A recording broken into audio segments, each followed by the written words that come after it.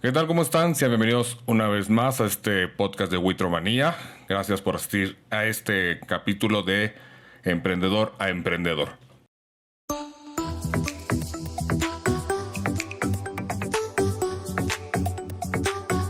En esta ocasión tengo a una persona muy especial, alguien que he estado correteando para que me diera la oportunidad de poderlo entrevistar. Es una persona de quien he aprendido bastante respecto a la industria cinematográfica, respecto a cómics.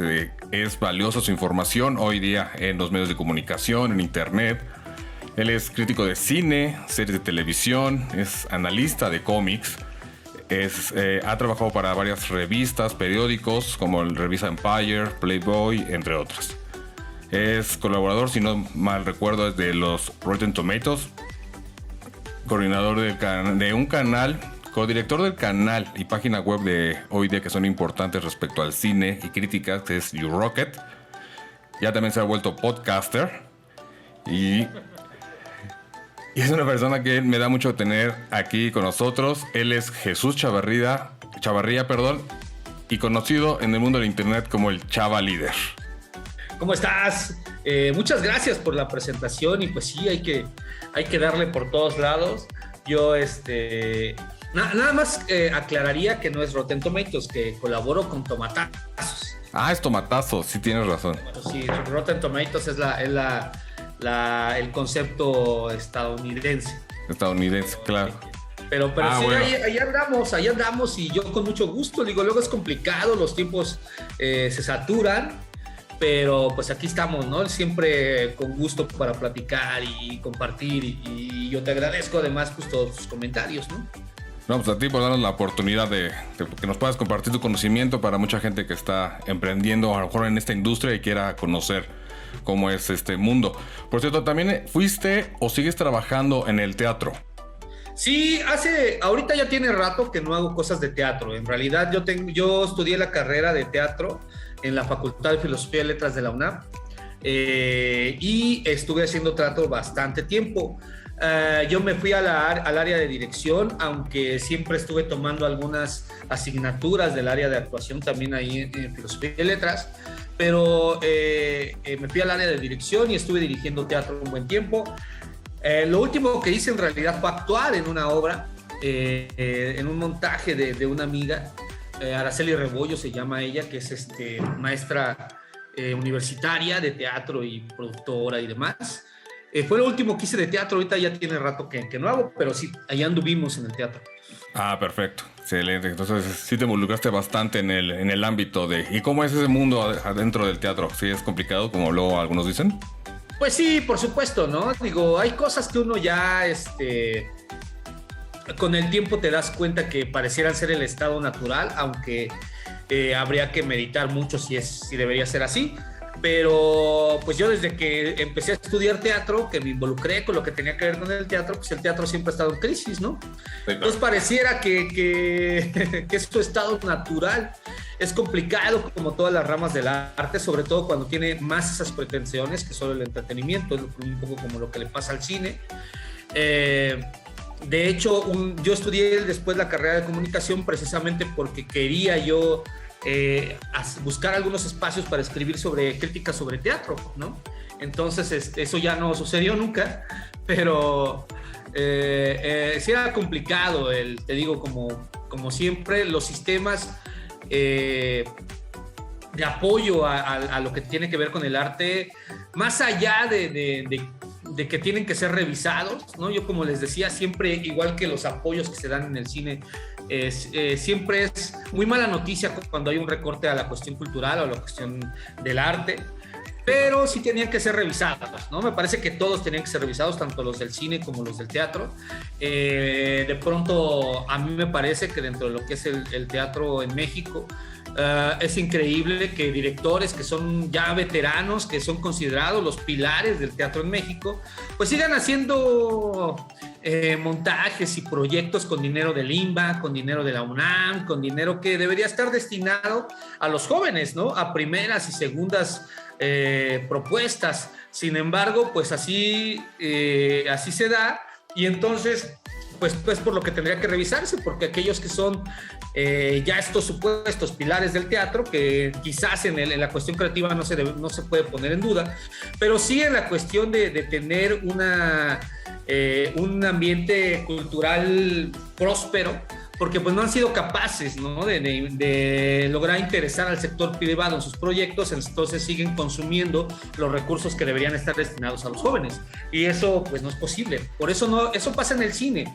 En el cine es algo muy similar. De pronto todos estos apoyos que vienen del gobierno, que vienen del Estado, que a final de cuentas es con dinero que sale de los impuestos de todos nosotros, pues de pronto seguían destinándose a proyectos de directores que no tenían pues que realmente ya ni siquiera se involucraban en buscar el que el sector privado invierta en el cine, ¿no? Entonces, pues así es imposible que se pueda tener una industria, porque hasta la fecha no tenemos una industria como tal. Sigue siendo una industria incipiente, ¿no? Sí, claro, en donde no hay la infraestructura para que salgan proyectos si no es con apoyo gubernamental, y creo que eso no puede continuar así, ¿no? No podemos depender solamente del Estado para que haya buen cine en México o haya una industria cinematográfica. Entonces, pues bueno, es algo más o menos el panorama que creo que se sigue percibiendo en el teatro también, ¿no? Sí, es una industria muy complicada. Oye, y para la gente que no está muy bien empapada de la información respecto hacia tu persona, tu trabajo, ¿nos puedes decir más o menos ahorita quién es Jesús Chavarría? Jesús Chavarría, bueno, yo lo que te puedo decir es que yo soy ahorita un crítico de cine tal cual, ¿no? Es en donde yo quería estar desde que empecé en este campo. Entonces, definitivamente eso es lo que soy, ¿no? Soy un crítico y analista de cine, de cómics y de series de televisión, básicamente, ¿no? Hay algunas otras cosas que vienen alrededor, por supuesto, como el rollo de estar también catalogado como influencer, por ejemplo, ¿no? Pero me parece que esa ya es una función extra, ¿no? Yo no me consideraría alguien que ejerce o cuyo trabajo es ser influencer, ¿no? Mi trabajo es hacer crítica y análisis de cine y series y de cómics. Ese es mi trabajo, es lo que me apasiona hacer, amén de que también sigo siendo director de teatro, ¿no? En cualquier momento estoy con la opción de incursionar nuevamente ahí, ¿no? Tengo por ahí proyectos planeados. También he hecho un poco de cine, dirigí un cortometraje hace algún tiempo, son aspectos creativos. También escribo ficción, por ahí tengo algunos textos que estamos ahorita proyectando para que se puedan publicar en formato de libro. Entonces, pues ese es Jesús Chavarría, básicamente, ¿no? A nivel profesional. Sí. Afortunadamente me desenvuelvo en muchos medios. Afortunadamente siempre he recibido invitaciones, más allá de que la cuestión económica venga acompañando estas invitaciones. Siempre he tenido muchas invitaciones para colaborar con proyectos.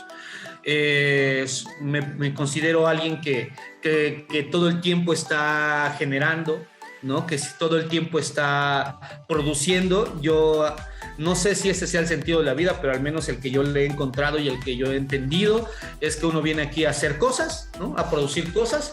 Yo soy alguien que se enfoca en eso, ¿no? En producir y en hacer cosas. Y por eso estoy comprometido no solo con distintos proyectos, sino también con algunas propuestas personales. Entonces, pues yo creo que ese es Jesús Chavarría, ¿no? Alguien que siempre está empujando cosas, tratando de hacer que las cosas pasen, ¿no? Siempre estás activo en la industria, siempre estás para aquí, para allá, colaboraciones, trabajos. Sí, la verdad es que el cine ha sido un vicio desde que yo era niño. Para mí los cómics siempre fueron un vicio para mí desde que era niño. La cuestión del teatro fue algo que se me presentó en el camino y me sedujo y se convirtió en parte de mi formación, ¿no? Entonces se convirtió en parte de mi naturaleza formativa, básicamente. y por ahí es que he intentado llevar siempre las cosas, es donde he puesto todos mis esfuerzos. Siempre he creído me acuerdo que un amigo periodista alguna vez me dijo, yo te vi, ¿cómo te fuiste tú inventando? Y pues sí, ¿no? Siempre aposté porque yo fuera mi propio proyecto. Claro. Así como colaboro con distintos medios, yo no era esos medios. A la fecha yo sigo sin ser esos medios. Yo colaboro con ellos y estoy comprometido con cada uno de ellos, pero yo soy Jesús Chavarría, ¿no? El proyecto siempre fui yo y a la fecha pues es en donde sigo trabajando, ¿no? Claro, por supuesto. Oye, y de toda esta trayectoria que ya estás haciendo respecto a las revistas, el canal, todo esto, ¿a qué te dedicabas antes de ser reconocido ahora nacionalmente como el Chava Líder?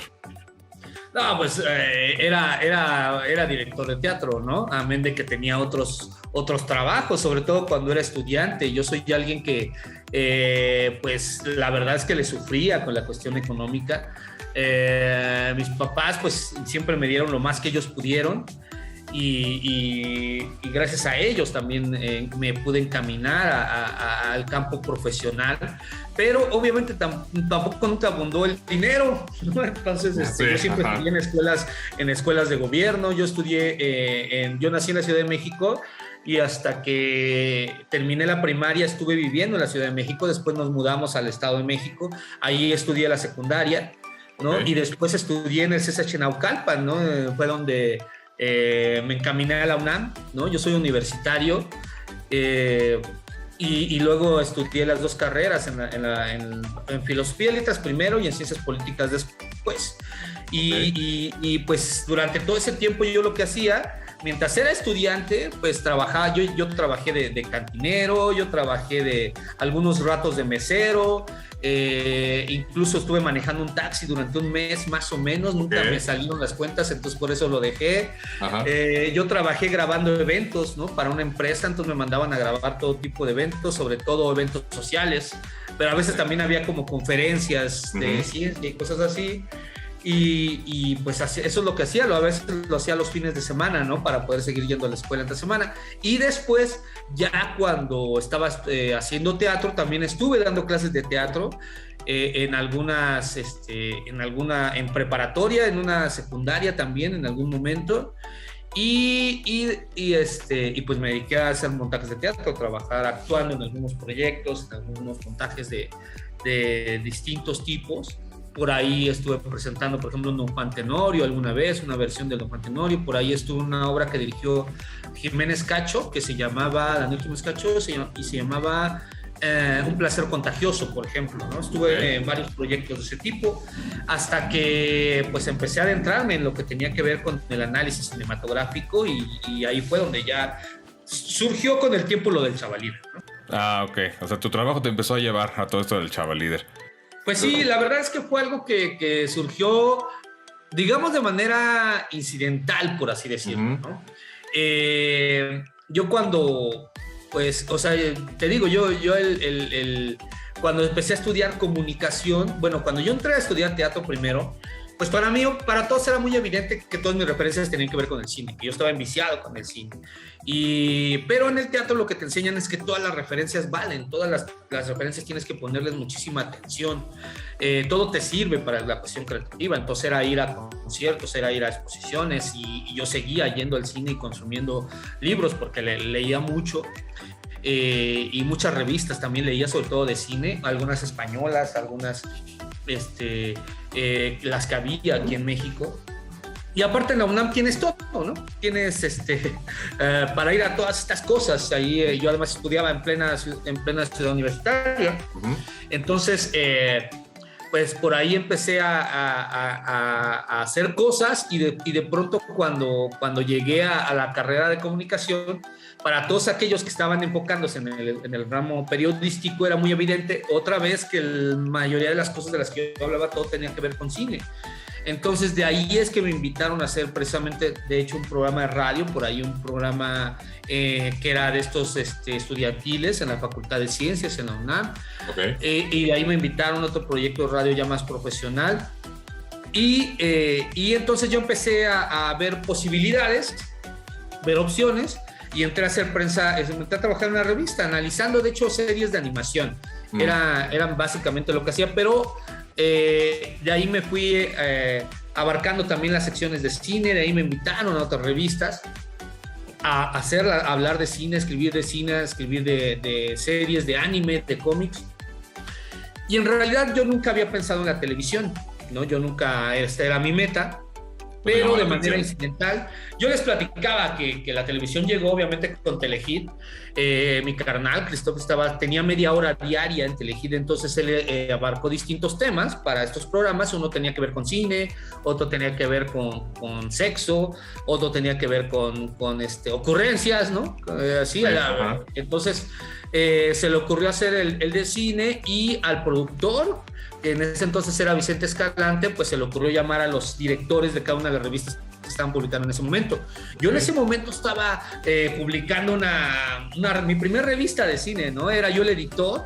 Dentro de esta empresa donde trabajaba yo, me dieron la oportunidad de sacar una revista de cine. Iba en el número 4, un recuerdo, se llamaba Cine Fantástico. Entonces Vicente Escalante se le ocurrió, yo creo que llegó ahí a una de estas tiendas departamentales y agarró las revistas de cine que había, que eran Cine Premier, Cinemanía, 24 por segundo, y estaba la mía, ¿no? Que era la más pequeñita Pero ese Cine Fantástico sí le alcancé a ver, me parece, en algún momento de la vida. Pues sí, no duró mucho, fueron muy poco, si acaso duró un año, ¿no? Pero entonces le ocurrió agarrar, ¿no? Y invitó a los editores de cada una de esas revistas, entre ellos estaba yo, y así fue como llegué yo al programa, para hacer un programa especial de cine. Les gustó tanto que lo repitieron, les gustó tanto que después nos quedamos ya ahí junto con otros colegas haciendo este programa cada 8 días, y entonces eso se convirtió en Cine con Christoph, y ya de ahí es que yo empecé a llegar a la televisión. Y de ahí es que ya surge, después lo de Chavalíder en realidad surge ya cuando mi carnal que se había ido a Estados Unidos, que estuvo trabajando ahí, creo que fueron 2 años, no recuerdo, regresó, empezó su canal de YouTube, me invitó al canal de YouTube, empezamos a trabajar otra vez juntos ahí, y de ahí surgió lo de Chavalíder, ¿no? Pero en realidad la televisión fue algo que nunca fue mi meta, ¿no? Fue una oportunidad que apareció. Pero de pronto estaba ahí, a la gente le gustaba lo que yo estaba haciendo. Yo todavía tenía como este pleito, ¿no? De este pleito con que, pues no, yo lo que hago es escribir, y a la fecha es lo que más hago, escribir. Yo lo que hago es escribir, y alguien me dijo, ¿no? Alguien de ahí de Telehit me dijo, mira, tú ya estás en televisión y eres un producto y tienes que aprender a venderte, ¿no?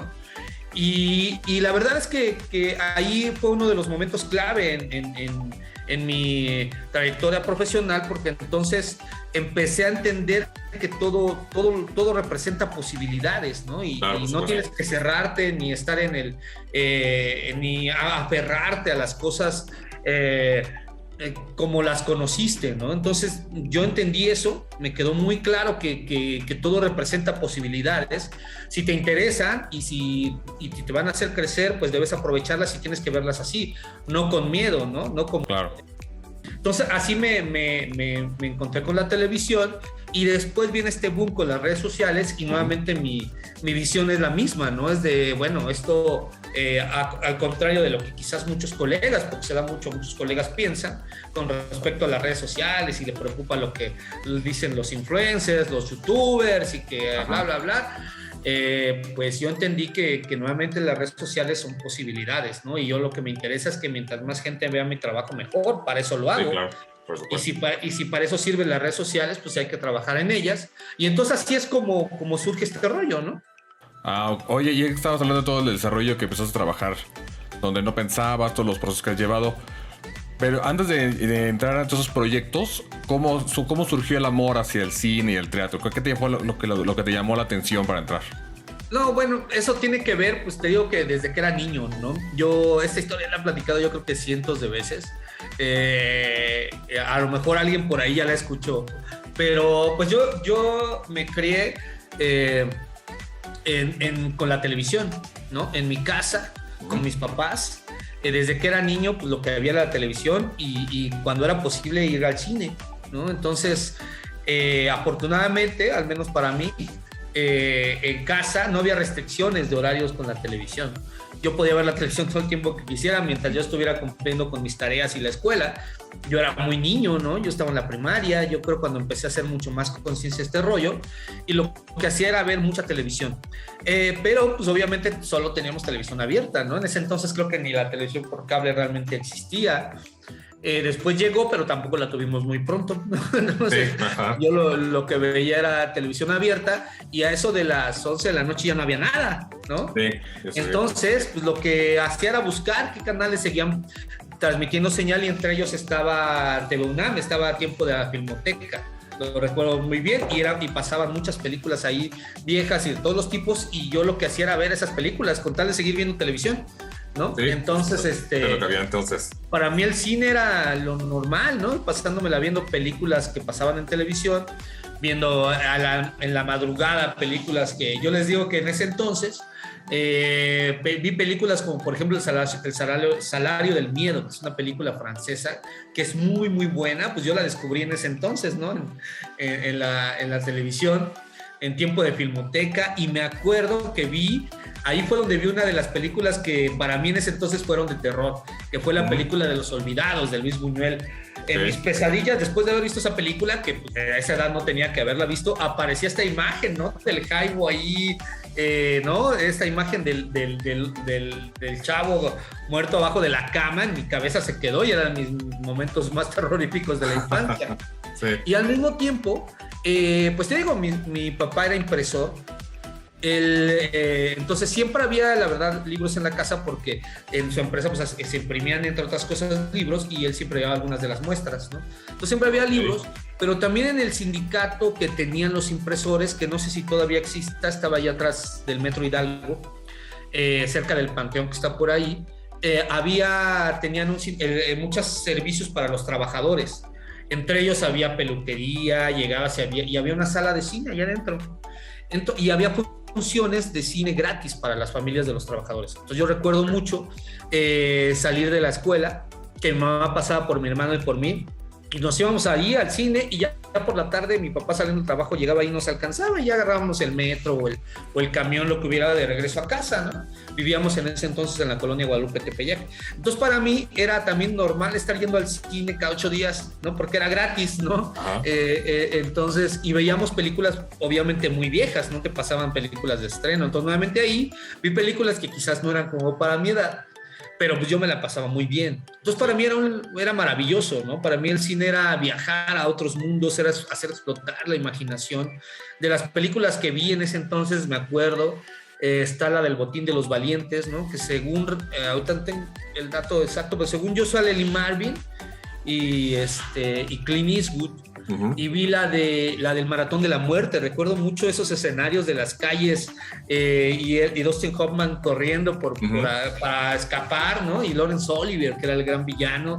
Recuerdo mucho eso de niño, que me impactaba, ¿no? Porque además lo relacionaba con lo que yo veía. Salíamos en la noche de estas funciones, salíamos a eso de las 8 de la noche, ir por Calzada de Guadalupe en el camión, y de pronto en días lluviosos, pues lo relacionaba mucho con lo que veía ahí.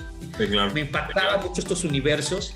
Vi la película Los Guerreros también, que fue, pues, siendo niño te emociona muchísimo, no entiendes realmente el contexto, pero te emocionan los vestuarios y la música.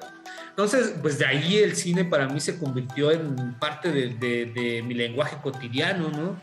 Y de ahí, pues yo sí seguía alimentándolo. Ya más grande, pues seguía yendo al cine. Yo era de los que recortaba los boletitos de las revistas que traían Cinemanía o Cine Premier, para que me dieran 2 por 1, que me saliera más barato entrar al cine, porque pues, yo no tenía mucho dinero para estar yendo. O era de los que aprovechaba la permanencia voluntaria. Me acuerdo muy bien, en el cine había otros cines más viejos, ¿no? Como el cine Sara García, ahí en la colonia Zapata, ¿no? Que ya no ha de existir. Pero recuerdo en el que ahora está en Plaza Tepeyac, que no sé cómo está ahora, que había permanencia voluntaria, y yo era de los que se brincaba de las salas, ¿no? Entonces me metía a ver una, y en el intermedio o así, o se acababa la película, y en lo que salía la gente, pues estaban ahí las puertas para las otras películas. Entonces me metía yo a las otras, aunque estuvieran empezadas, ¿no? Y ya solo boleto seguía yo viendo, pero ya no veía la misma, sino veía diferentes películas. Y así, ¿no? Y con respecto, por ejemplo, a los cómics, también yo les platico mucho que desde niño, pues era normal en ese entonces que hubiera un señor que andaba en bicicleta para ir a dejar cómics y revistas a las casas, ¿no? Cada un día a la semana o dos. Entonces, pues en casa era normal que un día a la semana pasara este señor en su bici, que no recuerdo su nombre, pero la imagen de él la tengo así perfectamente grabada, ¿no? De cómo era, me acuerdo que tenía bigotito y era muy delgado y el cabello corto, con unas entradas así grandes también, como estas que tengo yo, y iba con una camisetas de cuadros y así, en su bici, con una canastita delante donde traía las revistas y las repartía. Y en casa, pues siempre pasaban a dejar el periódico, el teleguía, estas publicaciones de Lágrimas y Risas, sí, claro. Spider-Man, ¿no? Que eran los cómics que yo consumía, y también me acuerdo que La Familia Burrón o El Capulinita, ¿no? Sí, claro. Entonces, pues yo desde ahí también ya era lo que consumía, lo que leía. Amén de obviamente que afortunadamente sus papás siempre fueron muy insistentes con la escuela, pues siempre había que ir a la escuela, estar leyendo. Y los libros que caían, porque se los traían mi papá, ¿no? De pronto las muestras que traían por ahí, que algo, la portada medio fuera de registro, así se las traía. Y ahí me encontré con varias novelas, ¿no? Perfecto. Entonces es una historia muy interesante de cómo te fuiste involucrando en todos los aspectos. Lo social, tu familia, todo lo comercial. La verdad es que yo soy alguien que además pues nunca lo ha negado. Yo no puedo, pues es que esas pretensiones ya están lejos de uno tendría que dejarlas en la adolescencia, ¿no? Pero pues yo no les voy a inventar que crecí viendo Tarkovsky, ¿no? O sea, yo es lo que veía, lo que tenía a la mano, y fue lo que fui aprendiendo en el camino. Lo que mis papás pudieron más darme, me lo dieron. Actualmente, digo, mi papá ya falleció, mi mamá afortunadamente está todavía con nosotros, y me dieron lo más que pudieron, ¿no? Ya fue cosa mía además aprovecharlo, y afortunadamente en el camino pues me encontré con estupendas películas que no solamente eran las de corte comercial, pero a final de cuentas fue con lo que yo crecí, ¿no? O sea, viendo desde, como les decía ahorita, ya lanzándome a ver viendo estas películas en tiempo de Filmoteca, que me las encontraba sin saber ni siquiera que Luis Buñuel era Luis Buñuel. Sí, también no conocías bien el ámbito. Pero pues yo las veía porque era lo único que tenía ahí a la mano, hasta de pronto ir a ver Superman 2 al cine, ¿no? Porque era la que estaba de moda, y mi papá hacía el esfuerzo para llevarnos a verla, o encontrarme esta del Maratón de la Muerte ahí de manera gratuita, porque también era lo que tenía acceso mi papá, ¿no? Películas como, incluso otras películas mexicanas, de pronto llegué a encontrar por ahí. Me acuerdo haber visto en el cine Katy la Oruga, por ejemplo, ¿no? Sí. Pues era sobre lo que yo fui enamorándome del cine. Ya después descubres otro tipo de cine, pero la verdad es que yo ya desde hace muchos años, desde que era adolescente, dejé de lado esas pretensiones, ¿no? De andar queriendo tener cierta, una mayor estatura intelectual solo porque decir, no, yo, la verdad es que yo me enamoré del cine con Bergman, ¿no? Y la verdad es que todavía la tengo que revisar cada mes, ¿no? Sí, o sea, la verdad es que no. Después lo descubrí, después me gustó y después lo estudié, pero porque además siempre, como leía mucho, entonces yo les decía, el cine también se lee, ¿no? Leí muchas revistas, recuerdo revistas españoles, sobre todo Cinerama, Cine Video Acción, que todavía se publica. Son las revistas que yo leí. Entonces ahí descubrí mucho más cosas del cine, ¿no? Entonces, pues así fue como yo me fui encaminando a todo esto, ¿no? No, pues está muy padre realmente cómo te fuiste involucrando en ese desarrollo. Y cuando empezaste a ya involucrarte en el mundo del teatro y del cine, ¿cómo lograste, por ejemplo, obtener tu primer trabajo como director o tu primer trabajo de escritor en las revistas? ¿Cómo llegaron esas primeras oportunidades? Por ejemplo, de teatro, pues fue porque yo le invertí, ¿no? Yo estuve ahorrando mucho cuando yo trabajaba entonces de cantinero. Entonces, de pronto los clientes te dejaban algunas botellas de la fiesta, ¿no? De propina, te decían ahí, pues mira, o cosas así. Entonces yo las fui guardando, me acuerdo, creo que durante un año, y luego todas esas las vendí, y de ahí saqué para producir mi primera obra de teatro, que se llamó Lenguas Muertas. La verdad es que yo estaba muy dudoso de hacerlo, pero pues por ahí me convencieron, me dijeron, yo temía sobre todo que si me acercaba a otros amigos, actores, a que participaran en ella, pues me iban a batear. me convencieron por ahí que no, me dijeron pues tú intenta, y a la hora de intentarlo descubrí que todos se emocionaron con el proyecto, a todos les gustaba, me fue muy bien con esa primera obra. Entramos al concurso universitario, fuimos de los finalistas, eso nos abrió la puerta para hacer temporada en distintos teatros, espacios universitarios. Entonces hicimos temporada en el Museo Universitario del Chopo, por ejemplo. En ese entonces existía el Foro del Dinosaurio, en distintos lugares, ¿no? En Casa del Lago, ahí develamos placa de 50 representaciones, aunque tuvimos que mudarnos a otro foro, ya me acordé, porque en ese entonces hubo una remodelación o algo así, y revelamos placa 50 representaciones. La obra de teatro, yo invité al autor, que en paz descanse, Carlos Olmos. Él era el autor de la obra de Lenguas Muertas. A él le gustó muchísimo, le gustó mucho. Él me dijo que incluso le había gustado más que la primera vez que se había montado la obra. Okay. Nosotros estábamos por cumplir las 50 representaciones y él me dijo, ¿a quién quieres, no? Que te apadrinen tus 50 representaciones, dime a quién quieres. Y yo le dije, no, pues evidentemente quiero que estés tú. Claro. Quiero que esté mi maestra de dirección, que fue para quien presenté originalmente ese trabajo al final del área, de la materia, que es Jonah Weisberg. Le digo, quiero que esté ella. Y me gustaría que estuviera María Rojo. Me acuerdo que le dije, quien interpretó al personaje protagonista cuando la obra se montó por primera vez. Y así fue, o sea, él se hizo cargo, estuvieron ahí presentes los tres. Por ahí tengo algunas fotos ahí medio movidas, pero ahí están de donde se reveló la placa con ella presente, ella súper amable. Después fui a verla porque me dijo que la buscara. Ella estaba en Cultura, me dijo, ven, búscame para que veamos que hagas temporada con esta obra en otros teatros. Y de ahí, ese fue la primera obra de teatro que yo dirigí.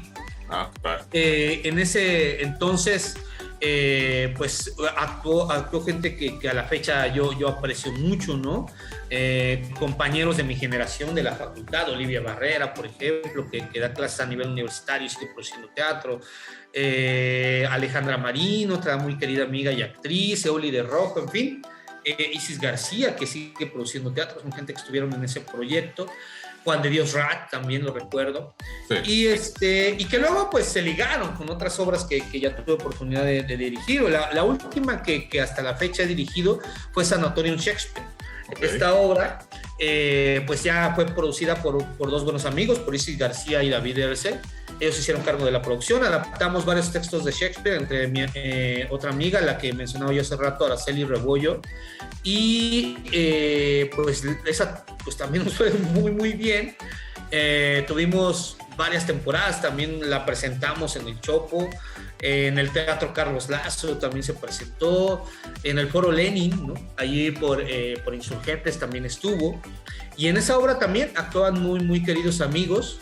Entre ellos pues estaba mi misma amiga Araceli, estaba actuando, y estaba por ahí Noé Hernández.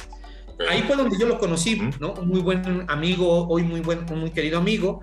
Él todavía no hacía cine, fue a audicionar para un personaje dentro de la obra que en realidad con el que él no encajaba tanto, ¿no? Yo ya en el cast yo ponía ahí que necesitaba alguien casi famélico, que era muy delgado casi para proyectar que estaba enfermo, espigado. No es nada de eso. Pero no buscabas el maquinista, ¿no? Por ejemplo, no querías alguien que tenía unos huesos. Estaba algo así. El personaje lo terminó interpretando otro muy buen amigo actor, Sergio Cuellar, ¿no? Pero Noé audicionó para ese personaje, pero lo hizo tan bien, porque es de verdad un excelente actor. Yo creo que le dije a la productora, mire, vamos a decirle que lea a Ricardo III y a Yago, que también los lea, ¿no? Para ver qué onda. Los hizo y no, definitivamente yo dije, lo quiero a él en el proyecto, y él estuvo ahí y quedó increíble. Y ese fue básicamente el camino más o menos dentro del teatro. Ahora, en cuestión de textos, de escribir, pues la verdad es que yo vi un anuncio en el periódico que decía que solicitaban a alguien que escribiera de animación, ¿no? Entonces yo dije, bueno, fui y mandé todos mis datos y todo, mi currículum, ¿no? Hasta ese momento lo que había. Sí, por supuesto. Nunca me respondieron, ¿no? Raro. Entonces a la semana, 2 semanas, 3 semanas, pues dije, voy a hablar para ver qué pedo. Llamé y yo había enviado un texto, pedían ahí que mandarse un texto. De hecho, era escribir un texto sobre la serie de Pokémon. Cuando apenas salía. Ajá, entonces lo mandé y entonces dice, pues no te tenemos por acá, pero déjame checar. Dice, aquí tengo tu texto, déjame leerlo y te llamo. Sí. Y sí, ¿no?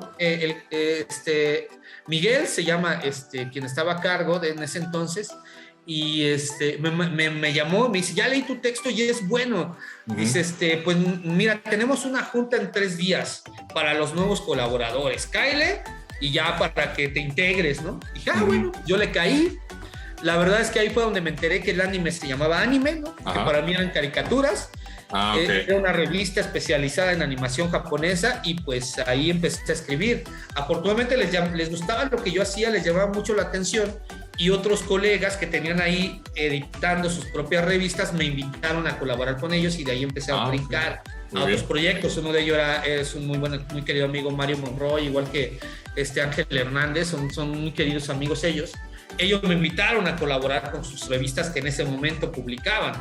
Sí. Uno traía su gran proyecto que era Prototype, el otro traía un proyecto que se llamaba Artemanía y empecé a escribir también con ellos la sección de cine y pues de ahí a crecer hasta que me sugirieron que por qué no sacaba una revista de cine. Y yo dije, bueno, dice, ¿por qué no lo propones? Propónselo al director de la empresa, dile a ver si quiere. Pues le hice la propuesta, le gustó y lo aventamos, ¿no? Entonces, pues ahí fue como donde me empecé a encaminar. Qué excelente. No, pues es una historia de cómo te aventaste más que nada al ruedo tú solo. Pues mira, la verdad es que también empujado por la necesidad, ¿no? Sí, claro. O sea, la verdad es que en cuestión económica yo sí la estaba pasando muy mal en ese tiempo. Yo lo que estaba era buscando opciones. Se empezaron a presentar y pues fue la onda empezar a trabajar sobre eso, ¿no? Sí, claro, y sobre eso ya fuiste escalando de una manera importante. Y en ese camino, ¿cuáles fueron las mayores complicaciones que tienes hoy día al volverte una voz de contra o en el cine? Yo creo que la verdad es que las mayores complicaciones en ese sentido que tendría hoy, se fueron dando y con las que he estado trabajando, pues principalmente tiene que ver con la responsabilidad de lo que haces, ¿no?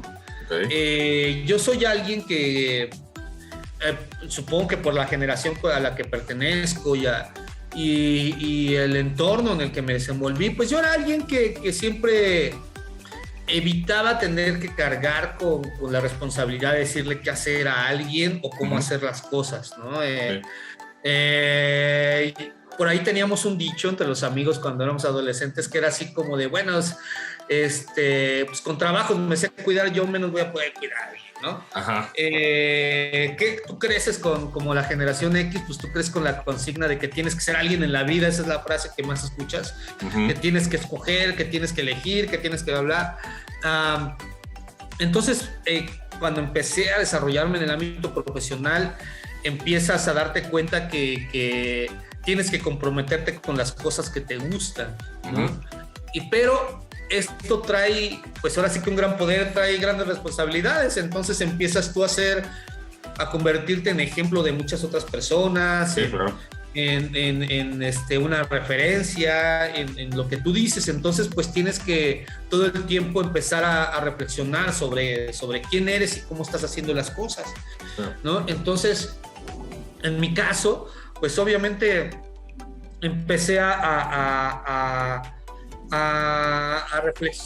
sobre todo a hacer el ejercicio de la autocrítica, ¿no?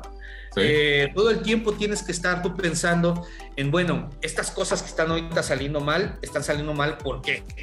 ¿No? Pero evitar estar echándole la culpa a los demás, porque hay quienes se la pasa haciendo eso, ¿no? Todos los demás tienen la culpa de lo que les pasa. Todos los demás tienen la culpa de que yo no trabajo en esto, yo no hice esto, sí, justificándose con los demás. No me dan el reconocimiento que yo merezco, no se da, yo debería estar ahí. Nunca se ponen a ver qué es lo que están haciendo mal o qué es lo que están dejando de hacer o lo que no son capaces de hacer. Entonces, pues yo me doy cuenta de eso, ¿no? Entonces, una de las cosas sobre las que tuve que trabajar era eso.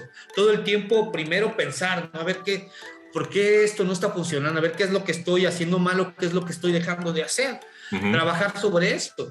Y luego ahora a la hora ya del trabajo, de enfocarte en ello, por ejemplo, en la cuestión del teatro, ¿no? Y lo mismo de los cortometrajes en los que he podido yo dirigir y demás.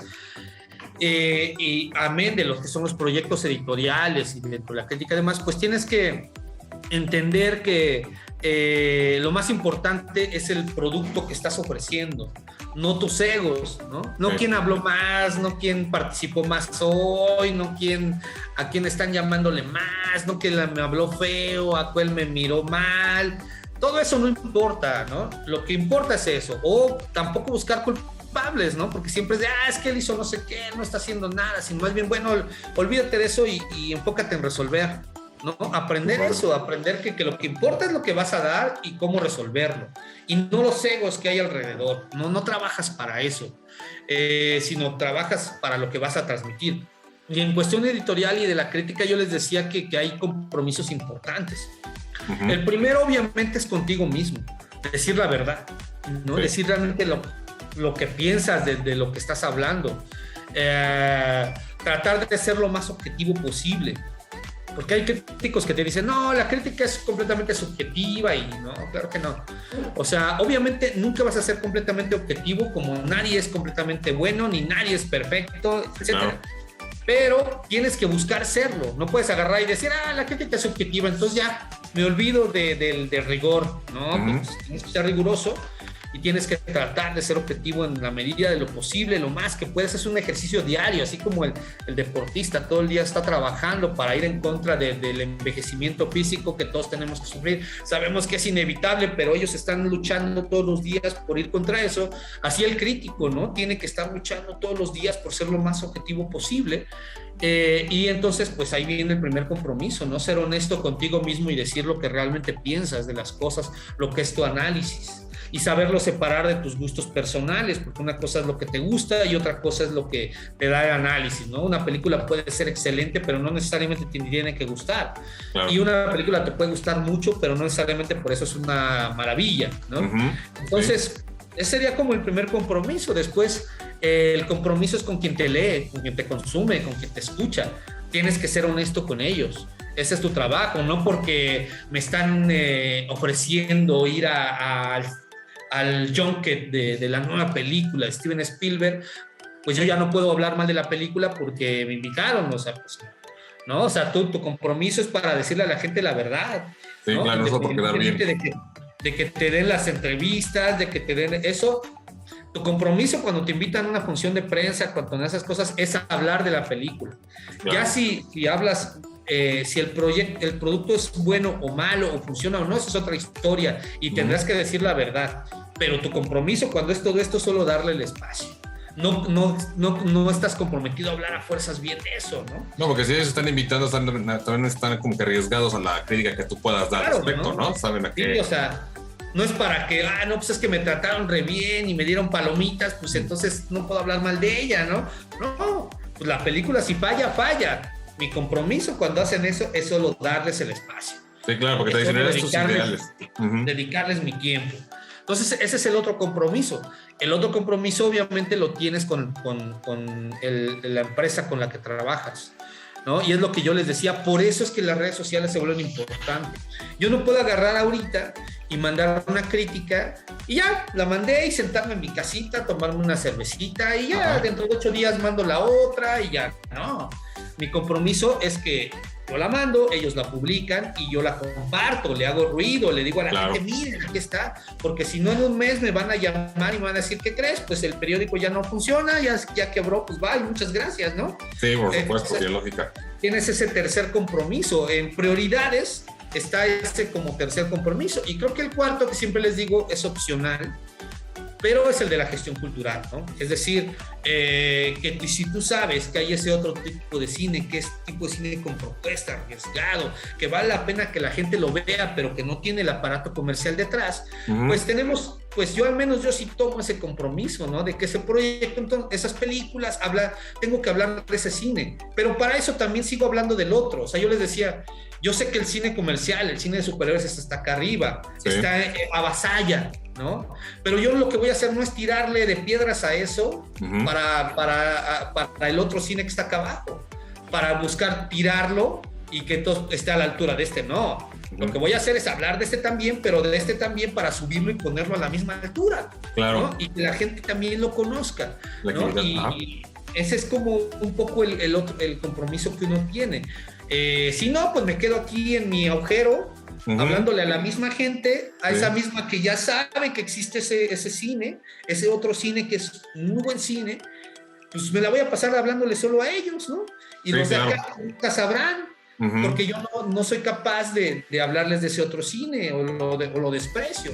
Yo en mi caso soy un enamorado del cine y yo pienso que ser cinéfilo es ser capaz de disfrutar del cine en todas sus formas, no solo del llamado buen cine. ¿No? Si tú lo ves llamado buen cine, pues solo eres medio cinéfilo, me parece, ¿no? Pues sí, parece que sí. O eres o no eres, ¿no? Cine, ¿no? Entonces, pues más o menos por ahí. Y es sobre lo que uno trabaja, o al menos en mi caso, y lo que yo enfrento constantemente, ¿no? No, sí, definitivamente el ser una persona cinéfila como tú eres, o un crítico que ya tiene voz en la industria, tienes una gran responsabilidad. Y si la gente quisiera llegar a un nivel como el tuyo, de saber dar buenas opiniones o conocer más, ¿cómo alguien podría ser un crítico de buena calaña como la tuya? Pues bueno, yo te agradezco el comentario. Yo espero que sí sea yo un buen crítico, pero... Claro. Pero si quieren recorrer como el camino, yo lo que les diría es que sean fieles a estas ideas, ¿no? Que sean fieles al análisis, ¿no? Que siempre se acuerden que si va a haber crítica, tiene que haber análisis. No somos opinólogos, no somos, o sea, cazadores de regalos, de premios o de eventos. Eso lo hacen los influencers. Cuando tú quieres ser influencer, está bien, es válido, tú escoges qué quieres ser. Claro. Si tú quieres ser solo un influencer, pues a lo mejor solo vas a soltar opiniones de donde vengan y solo te vas a hacer presente en los eventos y ya, ¿no? Pero si vas a hacer crítica realmente profesional, si de verdad vas a ser un crítico profesional, pues tiene que haber rigor y tiene que haber preparación y tiene que haber análisis. Todo tiene que ir acompañado del análisis. Si no, ¿cómo argumentas, no? Ajá, ¿Cómo te digo? ¿No? Yo no te puedo decir, es una excelente película, recomendadísima. En realidad eso no es una crítica, eso solo es una opinión muy personal, es soltar adjetivos. Cuando agarran y alguien te dice, ¡ay, no, brutal, psicológica, filosófica! ¿No? Pues sí, pero ¿y por qué? ¿No? Tiene que venir el argumento detrás, o dinos algo interesante, no solo nos digas, provocadora, ¿no? Pues eso no sirve. Sí, claro. ¿No? Tiene que venir acompañado del argumento, porque además la crítica o el crítico no se trata de calificar las películas, sino de analizarlas. Claro, de analizarlas y acompañar al espectador para abrirle el panorama con respecto a esta película, que pueda disfrutarla a otros niveles por el análisis que tú le estás ofreciendo. Entonces yo es lo que les diría, que haya ese rigor y que también tengan muy claro que una cosa de verdad, una cosa es lo que te gusta y otra lo que te dice el análisis, ¿no? Sí. O sea, es como tomarte como un platillo, ¿no? O un refresco, ¿no? El refresco te puede gustar mucho, pero no puedes negar el análisis que te dice, mira, este tiene un exceso de azúcar, tiene un exceso de... O sea, no porque me guste mucho voy a decir que es un gran... no, es una bebida sustanciosa y nutritiva y que tienes que probar. Pues no, me gusta el refresco, pero es esto, y esto es innegable. Y es lo mismo con el cine. Me gusta esta película, pero es innegable que falla acá, que falla en esto, que bla, bla, bla, bla, bla, bla. Yo de manera muy personal la disfruté mucho, pero pues sí, la película es fallida, ¿no? O al revés, la película es excelente, ¿no? Es excelente, pero la verdad, yo en lo personal no la disfruté mucho, no es una película que yo estaría viendo, como otras, pero definitivamente es buenísima, ¿no? Entonces, creo que sería tener como muy claro estas cosas y trabajar sobre eso, ¿no? Sí, es claro, lo que por supuesto. va a guiar. Sí, porque tendrías que realmente verlo con una visión, ¿no? Con los conocimientos que puedas tú tener estudiando o aprendiendo de los demás. Mientras más leas, mientras más veas, más materia de trabajo vas a tener, ¿no? Okay. O sea, hay quienes menosprecian ciertas manifestaciones de entretenimiento, ciertas manifestaciones de la cultura popular.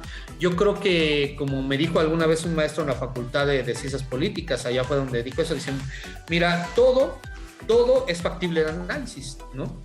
Todo te ofrece material para conectarlo con algo. Y me acuerdo muy bien su frase fue, mira, hasta en el Chavo del Ocho encuentras modelos antropológicos. Okay. ¿No? O sea, si tú te quedas solo por encima vas a decir, esa basura, no, pero pues solo, o sea, si eres alguien analítico, te pones o sea, nadie, no quiere decir que porque eres analista vas a decir que es una maravilla y que tu escritor era un maestro de la comedia, ¿no? Sí, por supuesto. Pero sí vas a detectar cosas, vas a decir, mira, qué interesante este rollo, lo tomó de acá, esto lo trabajó así, esto conectó con la gente por esto en esta época, bla, bla, bla, y eso es lo que sirve, ¿no? Entonces me acuerdo muy bien, te digo, esa frase que alguna soltó este profesor, que desafortunadamente de él sí no me acuerdo cómo se llama, pero él dijo, ¿no? Dice, mire, todo es factible de análisis, hasta en el Chavo del Ocho hay modelos antropológicos. ¿No? Entonces, todo te sirve, ¿no? Todo tú escuchas, tú analizas, entonces tú puedes agarrar y decir, mira, sí, Humberto Eco, bla, bla, bla, bla, ¿no? Pero de pronto puedes decir, bueno, pero también en su momento, en la serie Ensalada de Locos, ponían tal cosa, ¿no? O sea, tú puedes... Todo esto lo conectas y eso es lo que te da el análisis. Entonces de pronto ves la película de No se aceptan devoluciones de Eugenio Derbez y entonces se encuentras y dices, no mames, qué maravillosa secuencia animada nos entregó en esta parte.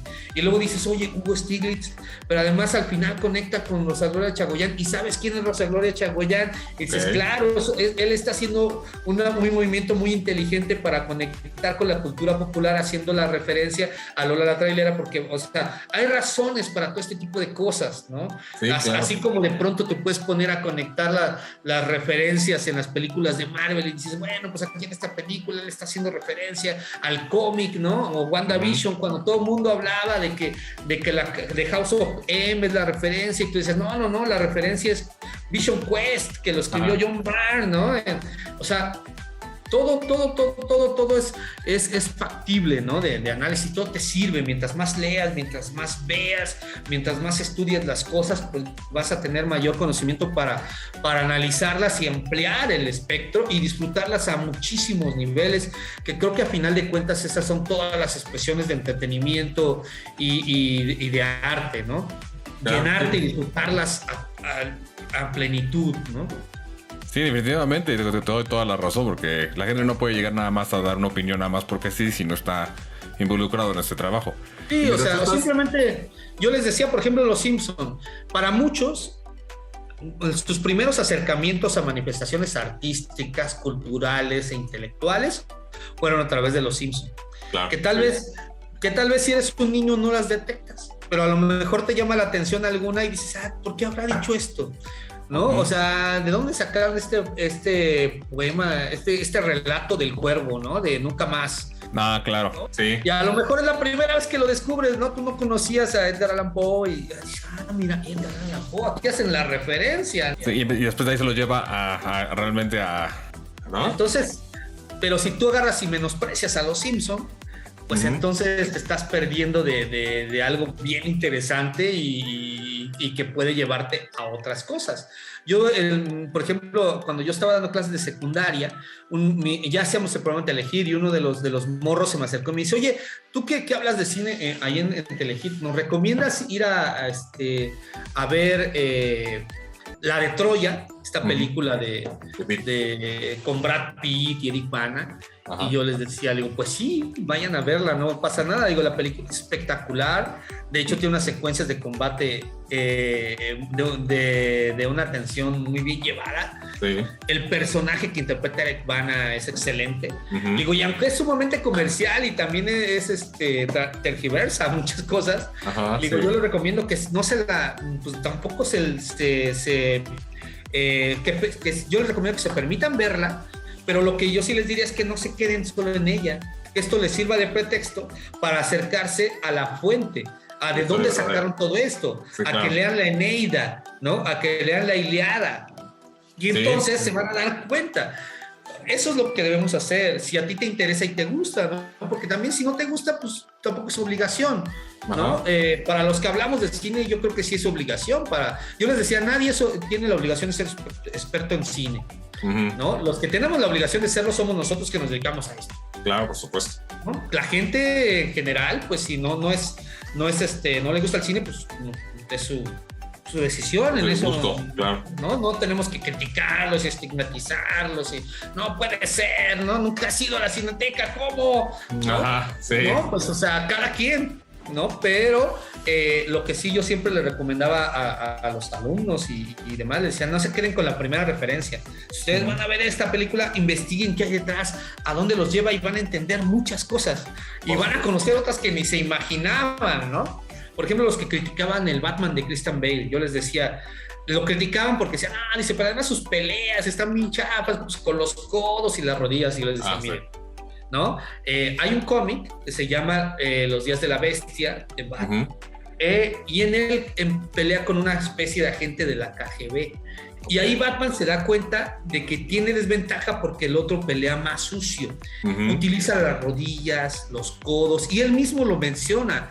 Dice, tengo que superarme para pelear con eso. Ahora, esa es una referencia. Sí. Ahora, ya si investigas más, te das cuenta que las coreografías del Batman de Christian Bale estaban hechas por el precursor de una técnica que se llama Casey, que se basa mucho en el amarre, en los codazos y en los rodillazos. Es un español y de hecho él coreografió las películas de Jack Reacher, ¿no? Las peleas de Tom Cruise, y coreografió escenas para Game of Thrones. Entonces te quedas a ver, si ves el panorama, ya tu perspectiva es otra. Sí. ¿No? Ya no. Entonces creo que todo esto es parte como de lo que te empuja y de lo que uno al final de cuentas tendría que hacer, ¿no? Sí, por supuesto, seguir investigando, estar involucrado en ese trabajo de querer ser un crítico. Oye, y en tu carrera que llevas hasta ahora, cuando tú empezaste, por ejemplo, cuando hiciste lo de tu obra de teatro, cuando empezaste a escribir o ya las críticas, ¿en algún momento fuiste como cuestionado o querer tirar la toalla porque no jalaba? Porque no jalaba, sí, pero porque no jalaba en cuestión económica. Ok. O sea, no por el proyecto en sí. Porque no te estaba dando. O por las críticas, ¿no? Sino porque el dinero no llegaba, la verdad. O sea, eso sí, sobre todo en cuestión de teatro. Sí, por supuesto, ¿no? Él no terminaba de redituar.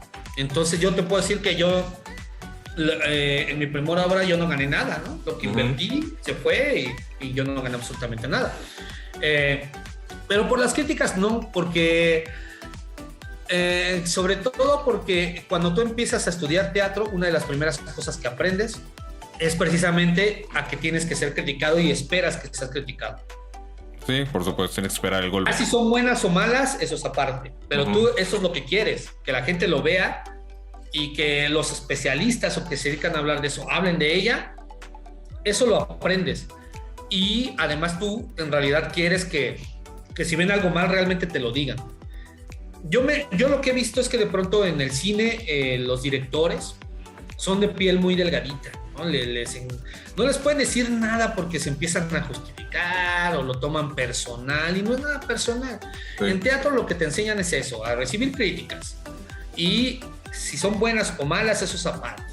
Tomas las que crees que funcionan, las que crees que son críticas sustentadas, las que no, pues las dejas pasar, pero quieres que te lleguen, quieres que te las den, ¿no? En mi caso, la última obra que yo dirigí hasta ahora era o la amaban o la odiaban, ¿no? Sí. Salían encantados o salían algunos odiándola, pero pues yo lo que quería era escucharlos a todos, que me dijeran, tanto las buenas como las malas, y así es la vida. O sea, tú cuando estás de este lado, pues tú haces tu análisis y lo entregas sin ánimo de ofender a nadie y sin que sea cuestión personal.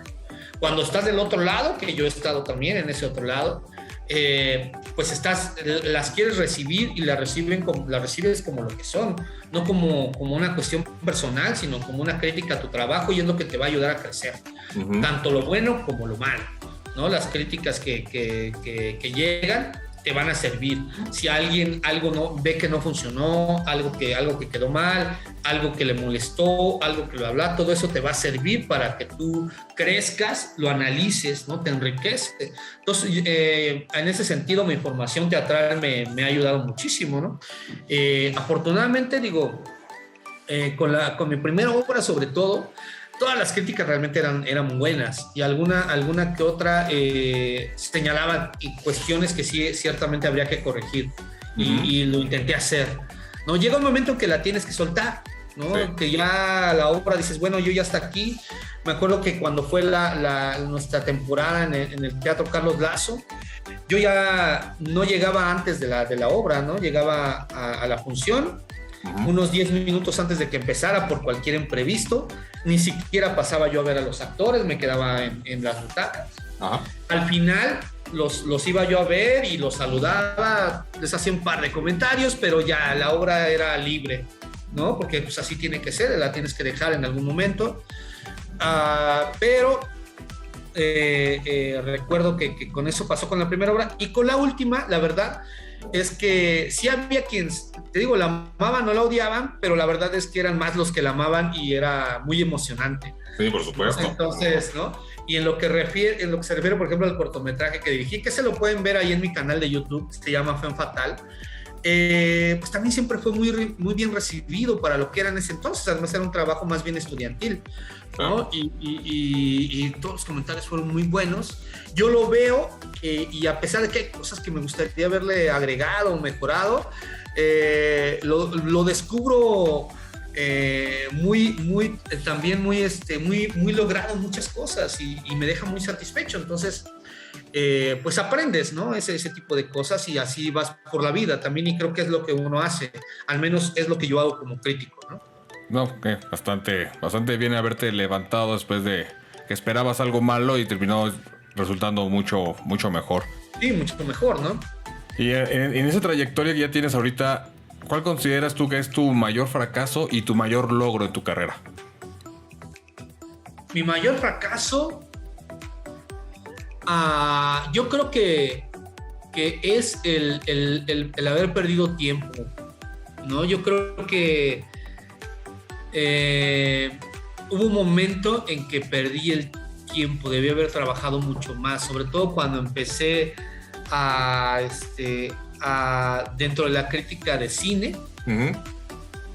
O sea, previo a empezar dentro de la crítica de cine, creo que debía haber trabajado más. Invertí el tiempo mal, ¿no? Okay. Entonces, cuando he invertido el tiempo mal, ese podría yo decir que es mi principal fracaso, ¿no? Yo creo que por eso tengo la sensación, y a la fecha la sigo teniendo, de que me gana el tiempo, de que me faltan muchas cosas.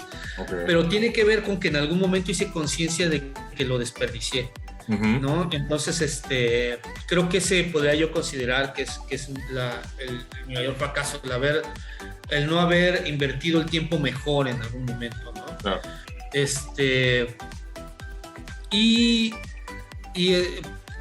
Aunque digo, hubo momentos que disfruté muchísimo, pero sí, ciertamente creo que ese es el donde creo que en algún momento fallé, y sí, por eso ahora tengo esa sensación todo el tiempo, ¿no? De que me falta, de que debo ponerme al corriente, de que, ¿no? Tengo siempre esa sensación. ¿Por dónde andas corriendo siempre? Sí, siento que me faltan, porque creo que debía haberlas hecho antes, sí, ¿no? Claro. Que debía haber empezado todo años antes. Y en lo que se refiere a mi mayor triunfo, pues yo creo que todavía no ha llegado. Quizás, no sé, a nivel profesional no lo sé, pero quizás mi mayor logro sea el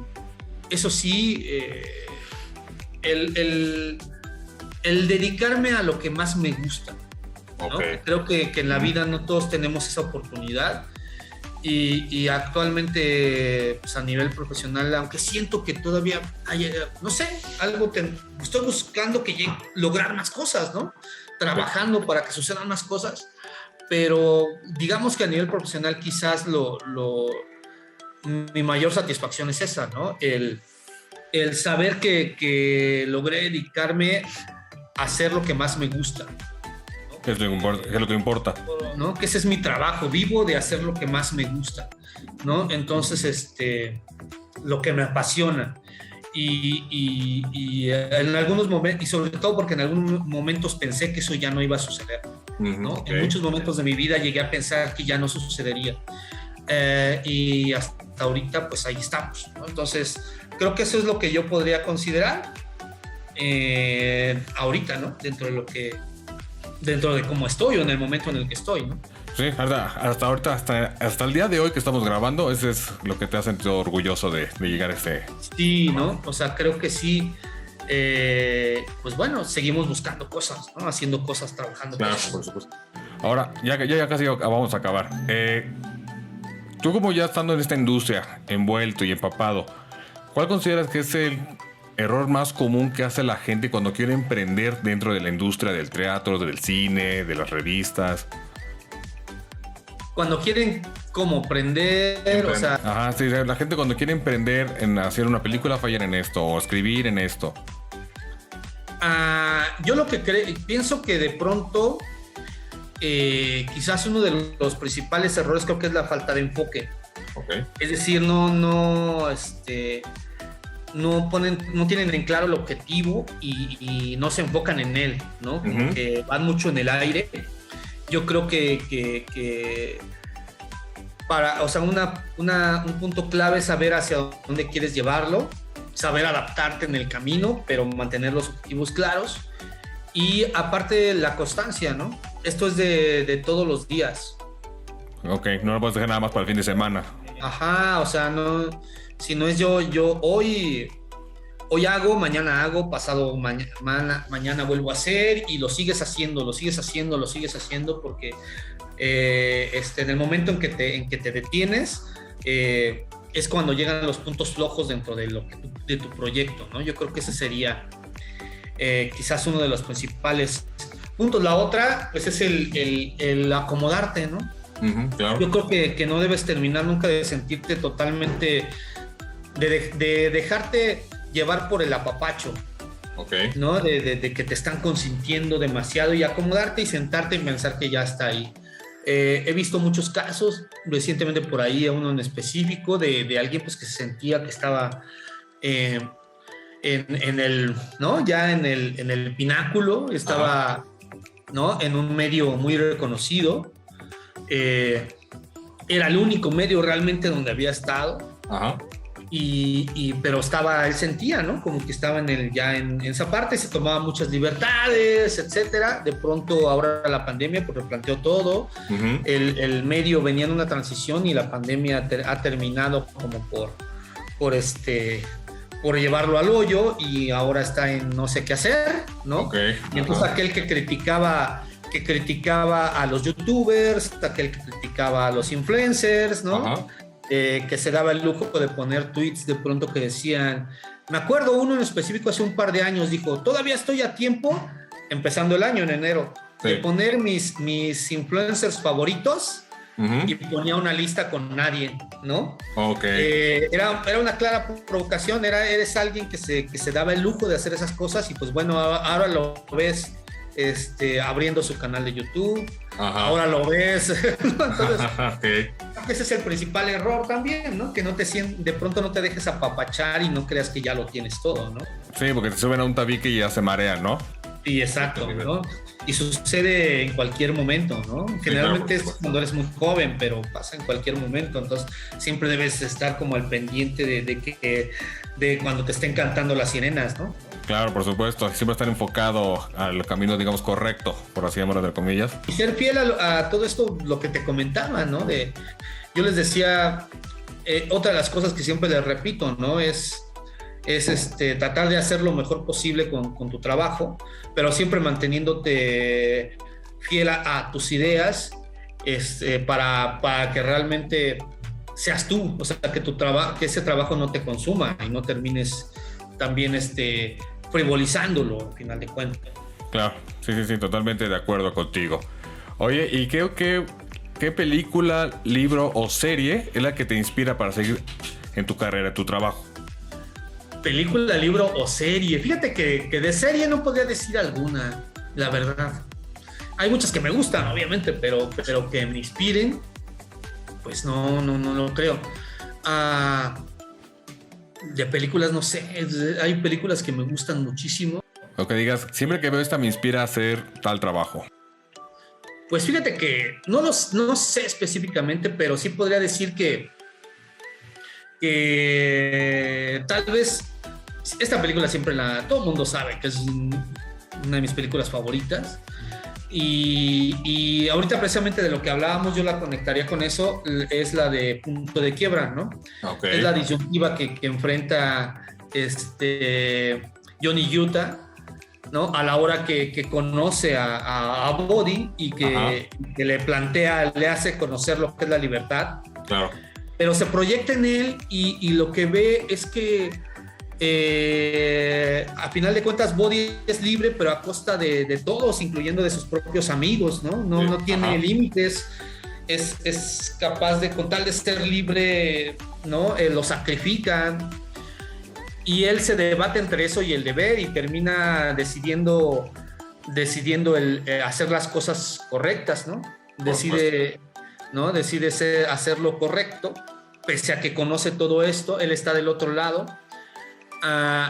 Entonces, pues es una película que generalmente cuando la veo me recuerda a eso, ¿no? De que a final de cuentas, pues es una frase que también yo repito mucho, pero es difícil ser muy bueno en lo que haces en tu trabajo, pero es mucho más difícil ser una buena persona, ¿no? Claro, y la idea es hacer las dos cosas. Entonces, esa película me lo recuerda, ¿no? Que a final de cuentas, de lo que se trata es de hacer lo que crees o lo que tú ves que es lo correcto.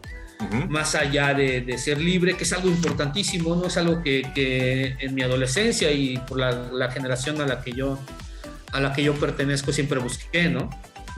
De hecho, por eso creo que es parte de que yo hoy sea un freelance, ¿no? Porque precisamente necesitaba esa libertad, pero pues esa libertad no puede ser a costa de los demás, ni eso, ¿no? Sino ni de ti mismo. Entonces tienes que ser pues hacer lo correcto al final de cuentas, ¿no? Claro, por supuesto. Yo creo que a la fecha eso es lo que he intentado hacer siempre, ¿no? Y es lo que he intentado proyectar con mi trabajo.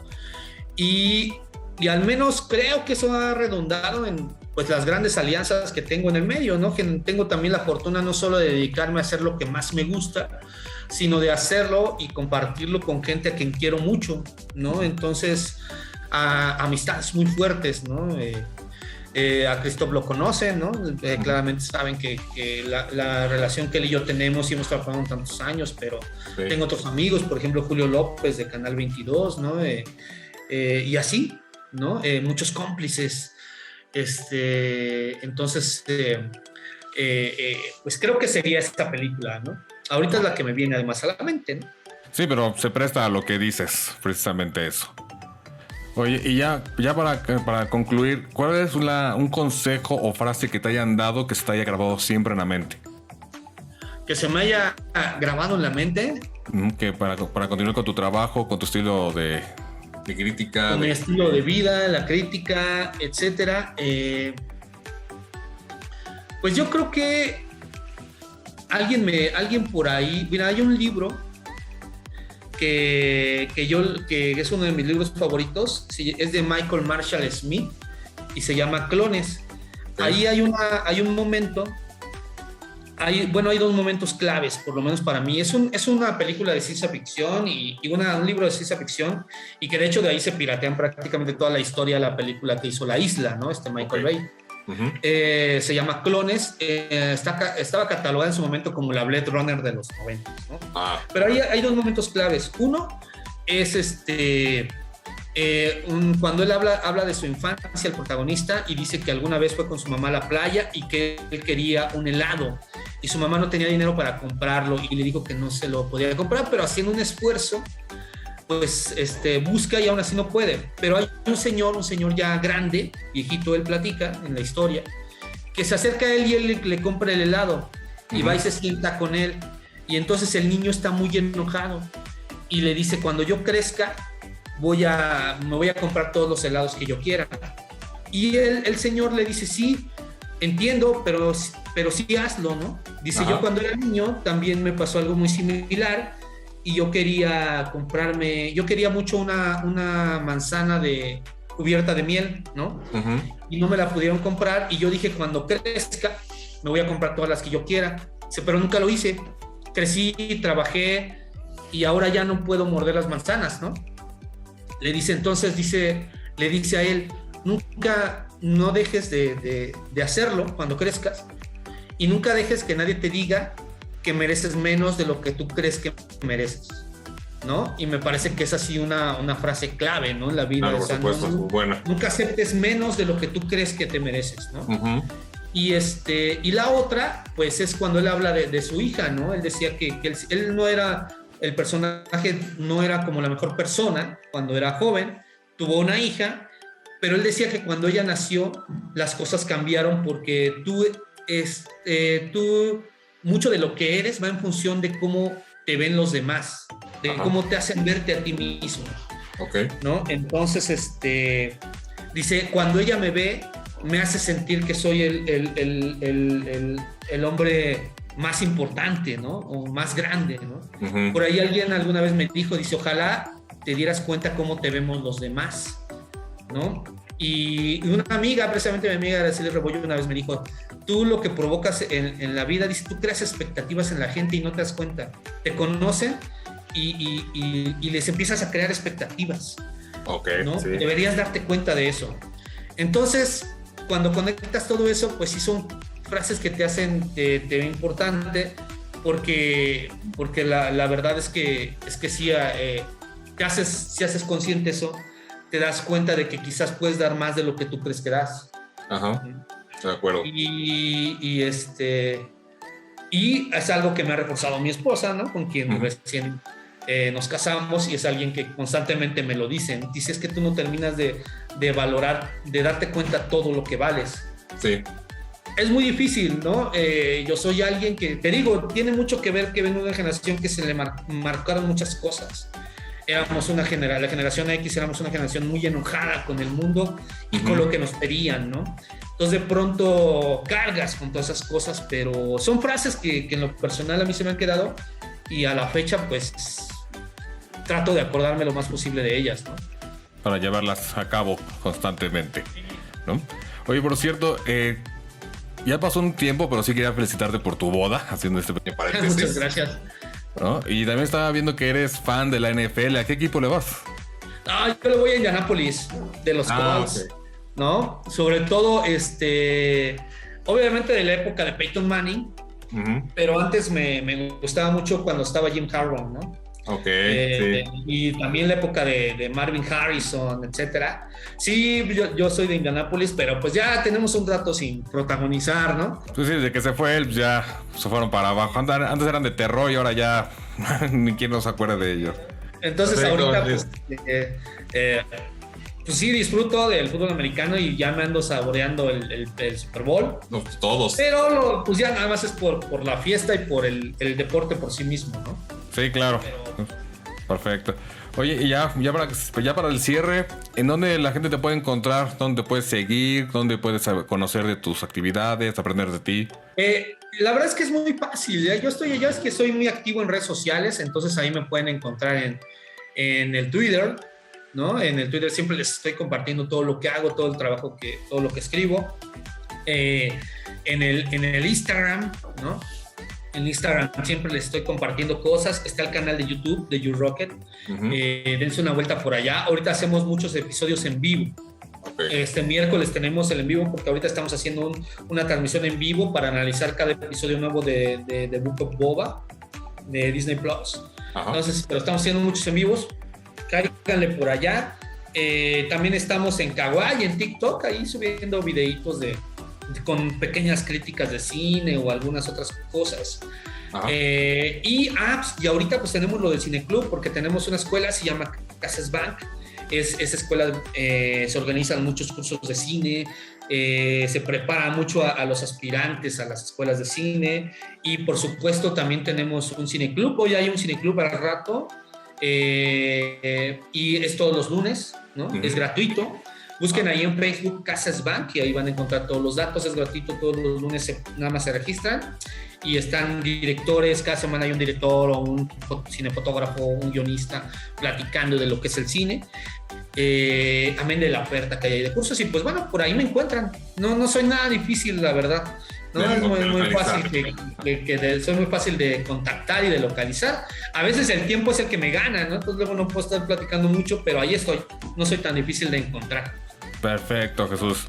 Pues muchas gracias, ahí lo tienen, gente, de la experiencia que nos dio Jesús Chavarría, mejor conocido como el Chava Líder.